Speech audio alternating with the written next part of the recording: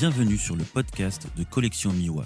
Je suis Julien Gérard et je suis aujourd'hui accompagné de Maxime Aliaga dans le cadre du Water Trip Festival à Montpellier. Maxime Aliaga, photographe animalier. Plus qu'une passion, la photographie naturaliste est pour lui un engagement. Il parcourt le monde au travers d'études scientifiques de la faune sauvage ou en tant que volontaire pour des associations œuvrant pour la préservation de la nature.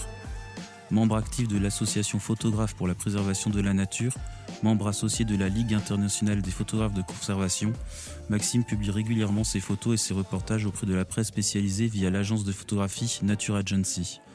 En 2017, il est l'un des premiers photographes au monde à photographier la nouvelle espèce d'orang-outan, l'orang-outan de Tapanuli. En 2019, Maxime Aliaga remporte le Grand Prix 2019 du Festival international de la photographie animalière et de nature de Montier-en-Der. Bonjour Maxime. Salut Julien. Peux-tu nous parler un peu de toi et de ton parcours ? Est-ce que je n'ai pas dit trop de bêtises dans ta présentation ? Écoute, non, ça avait l'air plutôt pas mal. Bon, c'est jamais évident de se présenter, mais c'est ça, quoi. Basiquement, c'est à la base, moi, j'ai fait des études naturalistes et j'ai cette passion et cet intérêt, cet émerveillement pour la nature en général. Et suite à ces études, j'ai eu l'occasion de voyager avec des scientifiques et j'avais ce besoin en fait de partager, de témoigner la beauté de la nature, mais aussi sa fragilité. Et c'est comme ça que la photo est venue à moi petit à petit. Et à force de travail, de passion, ça s'est développé, on va dire. Et puis j'ai pu commencer à en vivre gentiment, quoi. Alors, on parle de naturaliste photographe ou de photographe naturaliste ? Et bonne question. Moi, je dirais naturaliste photographe, dans le sens où, pour moi, la nature est plus importante que la photo, quoi. En fait, la photo, c'est un outil, en fait, pour la sensibilisation, quoi. Je me considère pas comme un photographe, artiste qui va faire de l'art avec ses photos. Non, moi, c'est un témoignage de la nature, en fait, quoi. D'accord.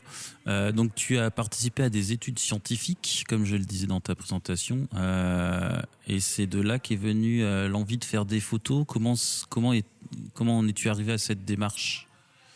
En fait, via mes études et ces travaux de recherche que je faisais, en fait, moi, j'étais assistant de terrain pour des docteurs ou des étudiants en thèse, et je les aidais à récolter des données. Donc, j'ai beaucoup travaillé sur les oiseaux, notamment. Et ça m'a permis d'être dans des endroits de nature sauvage vraiment privilégiés, si je puis dire, perdu dans des forêts pendant des mois avec ces scientifiques, à vivre avec les locaux. Et vraiment, il y avait cette notion de privilège. Je savais que c'était pas quelque chose d'assez anodin d'être là et de pouvoir profiter de cette nature resplendissante, d'avoir accès à un certain savoir.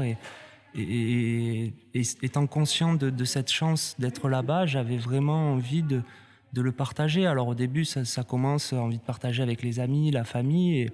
Et quoi de mieux pour partager la beauté que la photographie, en fait, quoi. Pour ton livre Pongo que tu viens tout juste de sortir, la démarche était la même. Tu es d'abord parti dans un cadre scientifique et tu faisais les images en même temps, ou à un moment tu t'es entièrement consacré à la prise de vue pour le livre en laissant tomber un petit peu le côté scientifique ? En fait, justement, voilà, avec le temps, petit à petit, j'ai laissé tomber le côté scientifique parce que c'était beaucoup d'engagement et d'abnégation. Si tu veux, au début, quand tu fais ça, t'es souvent volontaire. Donc, c'est des longs mois de travail où tu n'es pas payé. Et au final, c'est très bien pendant une période de ta vie pour apprendre, découvrir, faire des choses. Mais à un moment donné, on a besoin d'évoluer. Et c'est pour ça qu'aussi la photo a pris le dessus d'un niveau professionnel. Mais par contre, j'ai toujours gardé cette connexion étroite avec le monde scientifique. Et notamment dans mes engagements de photographe naturaliste qui suis vraiment axé sur la conservation des espèces. Maintenant, je me donne des thèmes, en fait, des espèces, des enjeux. Et je me dis, tiens, j'aimerais bien développer ce côté-là, faire un reportage. Je me pose des questions et je vais essayer d'y répondre sur le terrain. Et donc là, pour le coup, pour les orang-outans, j'avais cette intuition, cette envie de travailler sur cette espèce qui me fascinait. Et donc, j'ai choisi l'entrée d'une ONG, notamment avec des scientifiques. Et je leur ai proposé mes services en leur disant, ben voilà, j'aimerais venir faire un reportage sur votre travail, documenter en images ce que vous faites. Et en contrepartie, ben moi, je vous donnerai mes images librement pour vous aider. Parce qu'en fait, eux aussi, ils ont besoin de ça pour communiquer, pour avoir des subventions, pour sensibiliser aussi le public. Donc, c'est vraiment un partage. Et donc, ils ont accepté et tout est parti de là. Et depuis maintenant 4-5 ans, je vais régulièrement les voir et ils partagent avec moi vraiment tous les aspects de leur travail, que ce soit dans les centres de quarantaine, que dans les stations de recherche en pleine forêt. Et c'est vraiment, maintenant, je fais partie de la famille, quoi. Je suis un membre à part entière de l'association. Par contre, moi, mon travail, il ne consiste pas à faire des recherches ou à aider à récolter des données, mais il est vraiment focalisé sur l'image et, euh, et le partage un peu de leur travail, quoi. Comment ils accueillent le livre? Eh bien, je sais pas encore, parce que c'est tout C'est vrai récent. qu'il vient de sortir. Et puis en plus, là, justement, c'est la version française, donc il va falloir que je fasse une version anglaise, en fait, dans tous les cas, puisque là, j'avais envie de faire cette version française qui me correspondait. Et puis justement, en faisant une auto-édition, c'était plus facile pour moi. Mais je me rends bien compte que ce livre, il va nécessiter une version anglaise pour pouvoir toucher encore plus de monde et sensibiliser à cette cause. Et voilà, quoi. Et puis je serai en contact serré avec eux, voir ce qu'ils en pensent. Je vais te poser maintenant une série de questions qui sont récurrentes dans les interviews. Te souviens-tu de la toute première photo que tu as prise? Y en a une comme ça qui me vient à l'idée, ouais. C'était ici, dans le sud de la France, chez moi. En fait, quand j'ai commencé un peu la photo, on n'a pas tous ces téléobjectifs, tout ça. Donc, c'est souvent des petites choses qu'on va photographier qui sont tout aussi fascinantes. Et notamment, ouais, j'ai l'image d'un petit azuré, là, un joli papillon bleu. Ouais, c'était sûrement une de mes premières photos naturalistes. Et avec d'une qualité très moyenne. Et je me rappelle aussi, c'était le début de Photoshop avec un traitement super tripé. Quand je revois la photo maintenant, ça me fait un petit peu rigoler, quoi. Mais c'était les balbutiements. Ouais. Est-ce que tu te souviens de la première photo que tu as prise et dont tu as été satisfait en tant que photographe? Bonne question. La Non. photo où tu t'es dit, ça y est, je peux me dire photographe. Ah, je sais pas. Je dirais plus, on va dire, la première photo qui a été publiée dans un magazine, parce qu'après, bon, qu'est-ce que être un photographe, ça serait un long débat, en fait, quoi, par rapport à la qualité des images ou les pertinences. Ça, j'arriverai pas à me positionner là-dessus, mais justement, c'est une première image qui a été publiée, je crois, en 2006 ou un truc comme ça, sur un terre sauvage, là, une double page, justement. C'était un citron de Provence, encore une fois, un papillon. Et j'étais super fier, quoi, parce que justement, je me suis dit, peut-être qu'il y aurait quelque chose à faire avec la photo, et ça m'a motivé, quoi. Est-ce qu'il y a des photographes animaliers qui t'inspirent, ou des photographes qui ne sont pas animaliers d'ailleurs? Moi, ma passion aussi, mon centre d'intérêt, c'est beaucoup la faune tropicale et toutes ces aventures dans les forêts comme ça. Donc c'est des photographes un peu comme ça qui m'inspirent. Notamment je suis un très grand fan, c'est Tim Laman, le photographe américain là, qui avait gagné le Wildlife Photographer of the Year avec une photo d'orang-outan, avec tout son travail sur les oiseaux de paradis. Et du coup, je suis super content parce que maintenant, en fait, on est devenus amis, on s'est rencontrés, tout ça. C'est mon parrain dans la ligue ILCP. Donc, des Tim Laman que j'aime beaucoup. Après, j'aime beaucoup aussi les photographes assez complets qui font du reportage. Notamment en photographe français, j'aime beaucoup le travail de Christophe Courteau aussi, qui vraiment photographie plein de choses et qui traite vraiment des sujets. Là, j'aime beaucoup ce qu'il fait. Après, non, il y a vraiment beaucoup de gens qui m'inspirent, quoi. Ça serait difficile de nommer tel ou tel, quoi. Mais c'est vrai que je regarde beaucoup ce que font les autres et j'aime bien partager avec eux et puis leur faire part de mon admiration, tout ça, d'encouragement mutuel, en fait, de partage. Et je trouve que même si on a le même employeur, tous la nature, et on croirait qu'on est peut-être des fois en concurrence par rapport à des difficultés ou par rapport à la photo, c'est dur d'en vivre, mais en fait on a chacun notre style, notre sensibilité, et et c'est important d'être unis et de partager des choses ensemble, quoi. Ok. La question suivante, elle peut paraître un peu bizarre, mais elle en dit long sur la façon de travailler d'un photographe. Combien de temps ton appareil peut rester dans ton sac sans que tu ne l'utilises? Et ouais, en fait, il peut rester au moins 3 ou 4 mois, hein, mine de rien. Parce qu'en fait, justement, j'ai une vie très fractionnée entre des grosses expéditions de terrain où là, j'ai à peine quelques heures, on va dire, quoi. J'ai toujours l'appareil en main. Puis après, des fois, c'est des longs moments à domicile, chez moi, où là, je vais être plus dans le traitement des images, dans la gestion des projets. Et au final, vu que je fais de moins en moins de photos en local chez moi, des fois, oui, pendant 2-3 mois, je ne vais pas toucher l'appareil photo, en effet. Ouais. La batterie est encore chargée quand tu le reçois? Ouais, elle a diminué un peu, mais ouais, c'est vrai qu'il y a un côté assez cyclique, en fait, quoi, et qui est pas inintéressant, parce qu'au moins, dès que je reprends l'appareil, après, j'ai vraiment une excitation comme au premier jour, en fait, quoi, et puis même des appréhensions, est-ce que je sais encore m'en servir et tout, et c'est sympa, quoi. A priori, oui, en voyant le livre. A priori, oui, mais il faut toujours un petit temps d'adaptation, quoi. Surtout que là, le matériel évolue en permanence, et donc il faut se remettre un peu dans le bain. Quoique maintenant, c'est de plus en plus facile, quoi, avec les boîtiers qui sortent. Mais ouais, il y a vraiment ce côté très cyclique et très différent entre la vie du photographe aventurier sur le terrain et la vie de geek derrière l'ordi, si je puis dire, quoi. Dans ta présentation, on va revenir sur ton livre Pongo. Dans ta présentation, je mettais un petit focus sur le fait que tu sois un des premiers photographes au monde à photographier cette nouvelle espèce d'orang-outan, l'orang-outan de Tapanuli. Mm-hmm. Et tu m'as également dit tout à l'heure que c'était le premier livre d'orang-outan en français.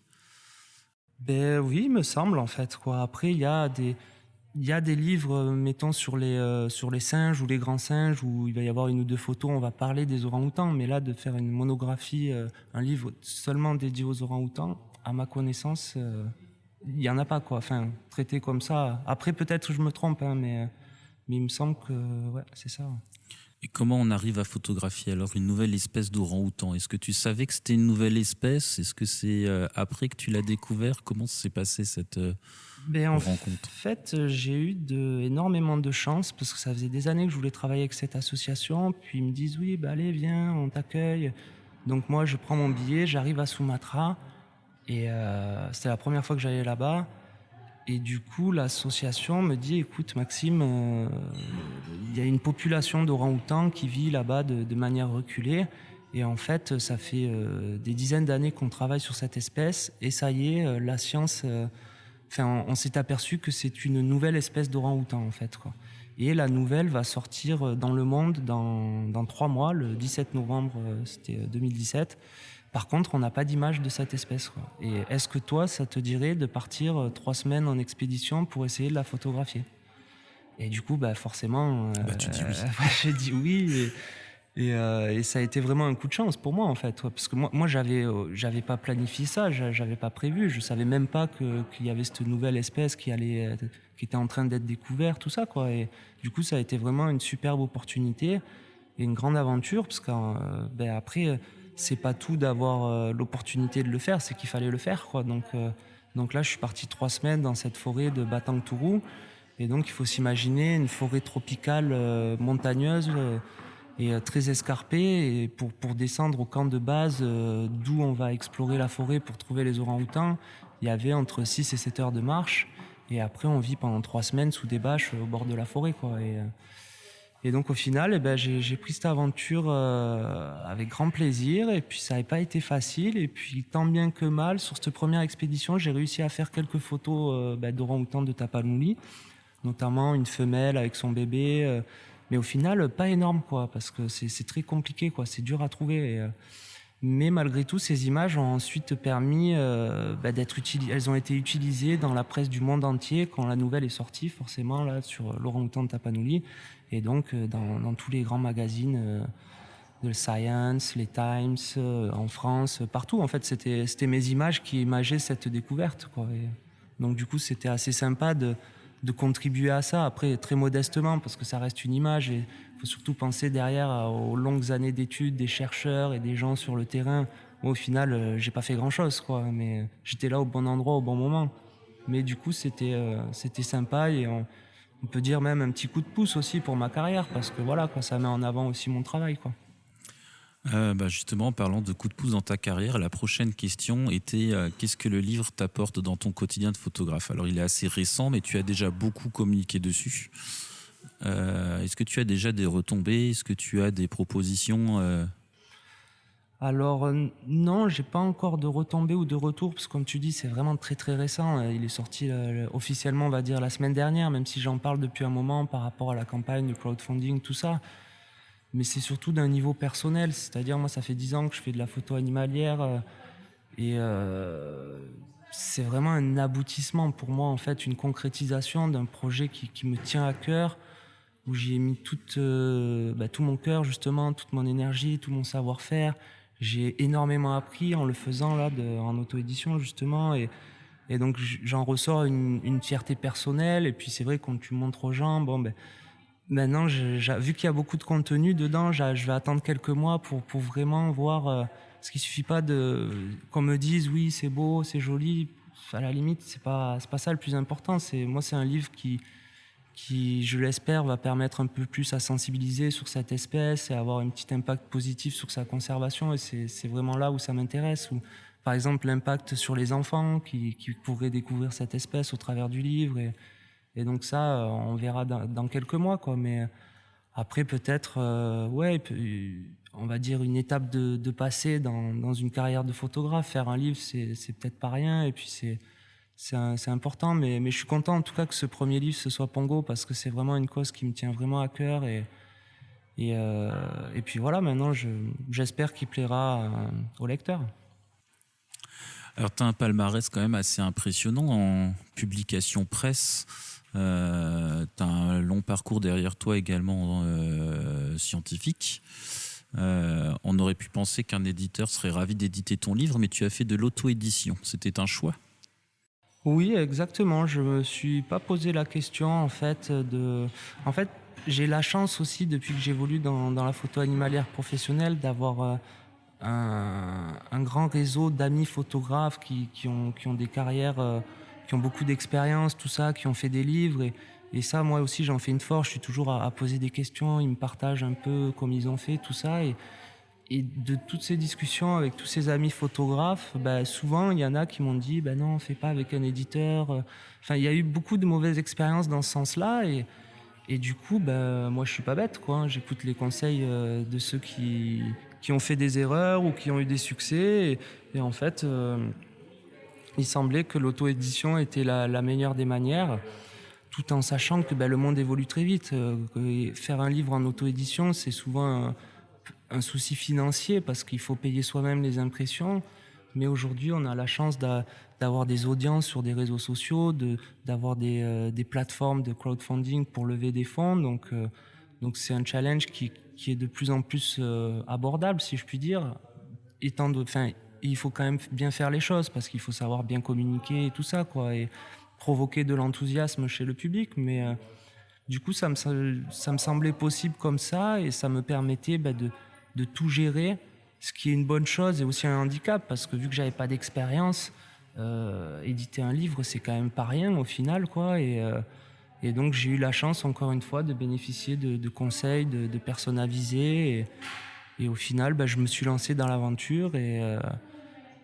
Mais ça a été beaucoup de travail, quoi. Quand même beaucoup de travail. Et c'est pour ça que je suis d'autant plus fier et aussi soulagé d'avoir passé ce cap qui sont enfin sortis parce que ça a été 8 longs mois de travail, un peu pas de stress, mais d'engagement, quoi, on va dire. Alors, tu as répondu à ma question suivante qui était comment as-tu financé ton livre? Donc, c'est par une campagne de crowdfunding. Tu as quoi comme expérience par rapport à ça? C'était difficile? Ça a été facile?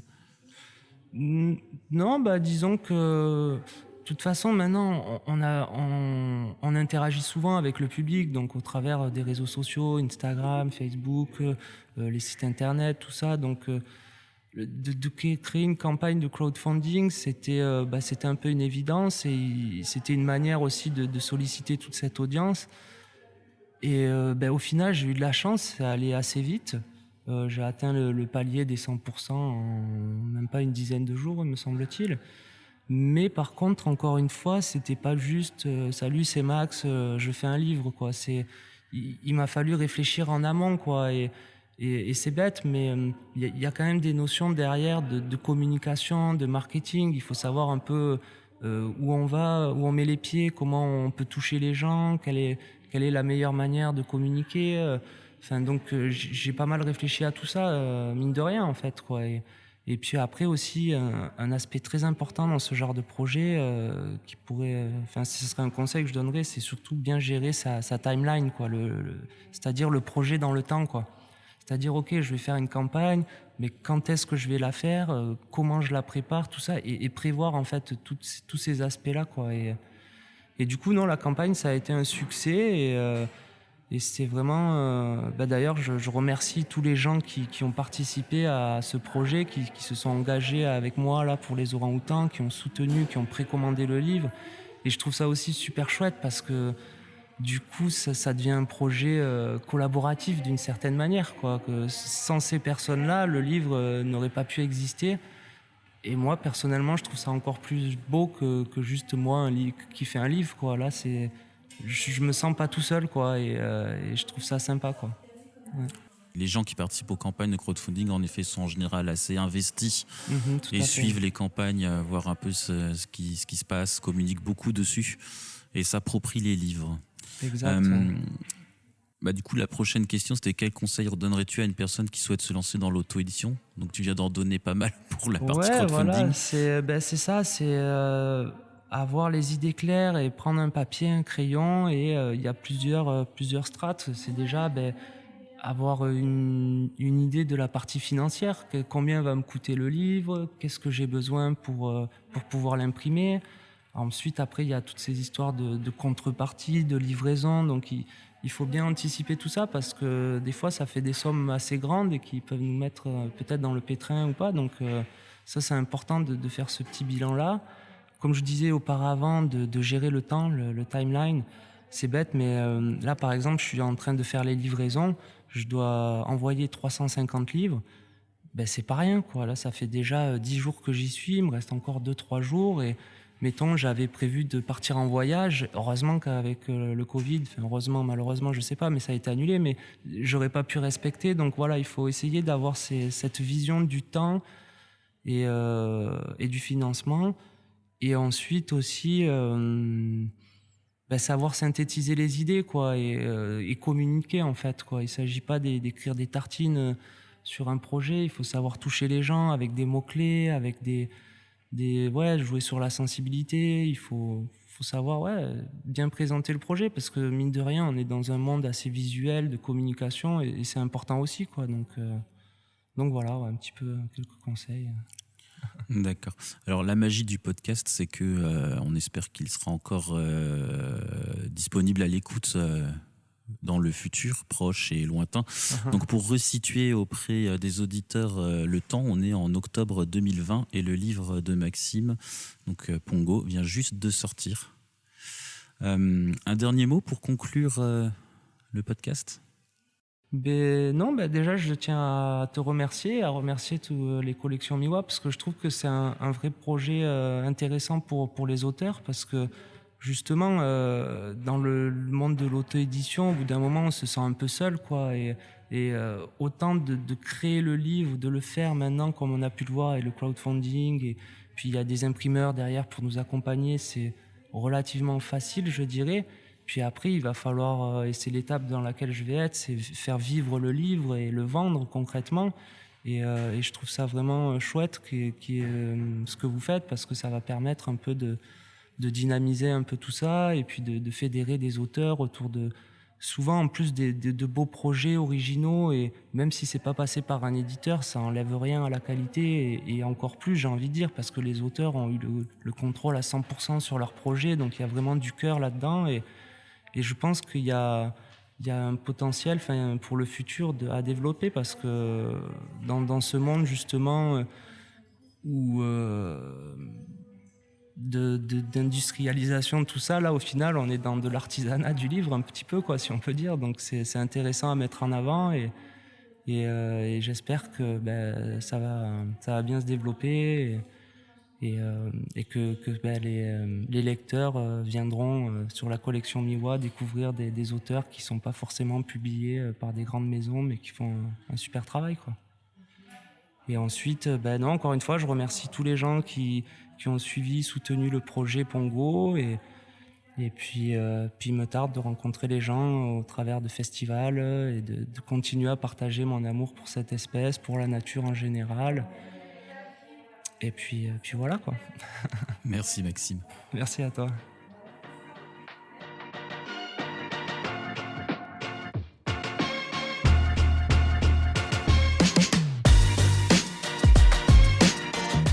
Notre podcast est tout jeune. Pour nous soutenir, je vous invite à laisser une note, 5 étoiles ça serait top, et un petit commentaire. Ça nous aidera à améliorer le référencement et ça nous fera vraiment très plaisir.